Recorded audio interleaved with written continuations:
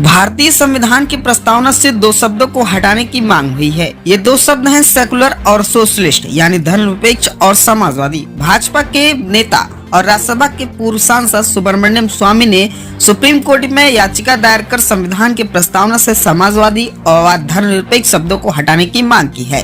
हालांकि इस याचिका पर सुनवाई के दौरान सुप्रीम कोर्ट ने शुक्रवार को सुब्रमण्यम स्वामी से सवाल किया कि क्या संविधान को अंगीकार किए जाने की तारीख 26 नवंबर 1949 को अक्षुण्ण रखते हुए इसकी प्रस्तावना में संशोधन किया जा सकता है।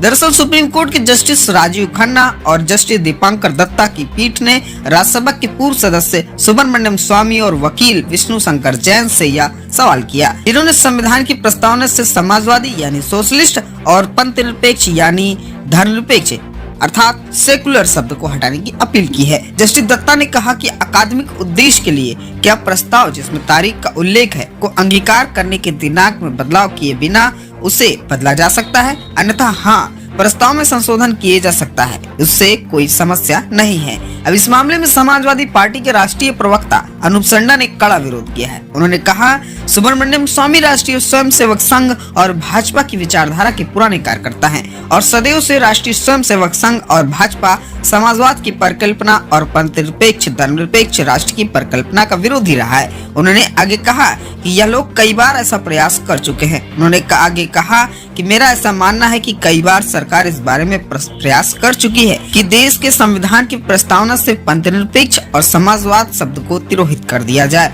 आपको सुनाते हैं समाजवादी पार्टी के राष्ट्रीय प्रवक्ता अनूप संडा का पूरा बयान।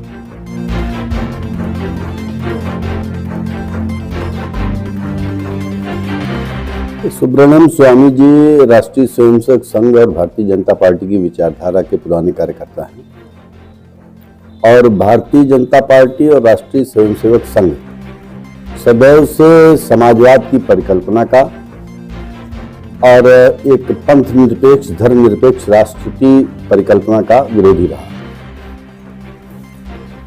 और ऐसा मेरा मानना है कि कई बार इसके पहले भी सरकार इस बारे में प्रयास कर चुकी है, चर्चाएं चला चुकी है कि देश के संविधान की प्रस्तावना से पंथनिरपेक्ष और समाजवाद शब्दों को तिरोहित कर दिया जाए। ऐसी दृष्टि में मेरा मानना है कि राष्ट्रीय स्वयंसेवक संघ परिवार के एजेंडे के तहत श्री सुब्रमण्यम स्वामी और उनके किसी अन्य साथी ने इस तरीके की मांग माननीय उच्चतम न्यायालय से की है और जिस पर उच्चतम न्यायालय ने उचित जवाब देते हुए उनको बगैर चर्चा के कोई आदेश पारित करने से इनकार कर दिया है।